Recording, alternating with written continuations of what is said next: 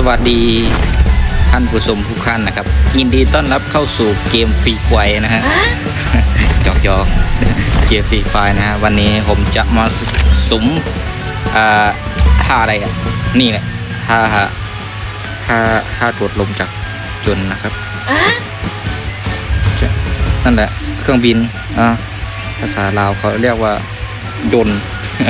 ส่วนนี้คือท่าลงจากเครื่องบินนะครับตอนนี้ผมสุ่มไปแล้วนะครับแล้วก็เริ่มต้นจาก9เพชรใช่ไหมตอนนี้สุ่มไปแล้วเริ่มต้นที่99เพชรแล้วนะครับ มาดูกันว่าเราจะหมดกี่เพชรนะครับเดี๋ยวนี้ผมมีอยู่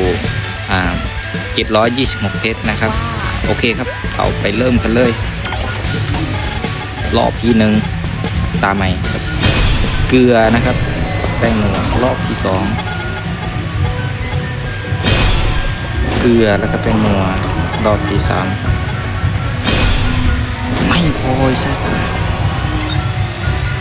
มันไม่พอเป็นไปได้ไงไม่ไหวแล้วทำไมมันไม่พอนะเงินกูหมดกระเป๋าแล้วไอ้สัสทำไมวะเงินกูหมดกระเป๋าแล้วโอเคไม่พอนะครับเดี๋ยวไปเติมเพชรมาเพิ่มนะโอเคครับหลังจากที่ผมหมดเงินไปกับเกมนี้นี้โอ้โหที่พูดจะไม่สุภาพแต่ว่าแม่งโคตรแพงเลย600เพชรไม่เพียงพอนะครับหมดประมาณราวๆ 2,000 เพชรนะกับกิจกรรมไอ้สะดือเนี่ยนะนี่นะหมดแล้ว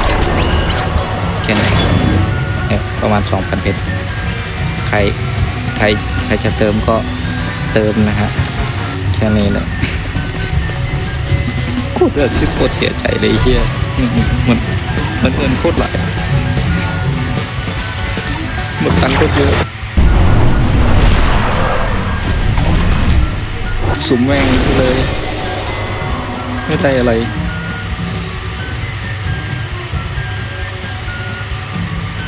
เอาเป็นว่าคลิปนี้เนี่ยไอ้เหี้ยนี่ก็หมดไปแล้วครับ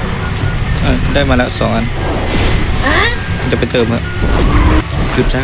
เติมเกมเปลืองตังค์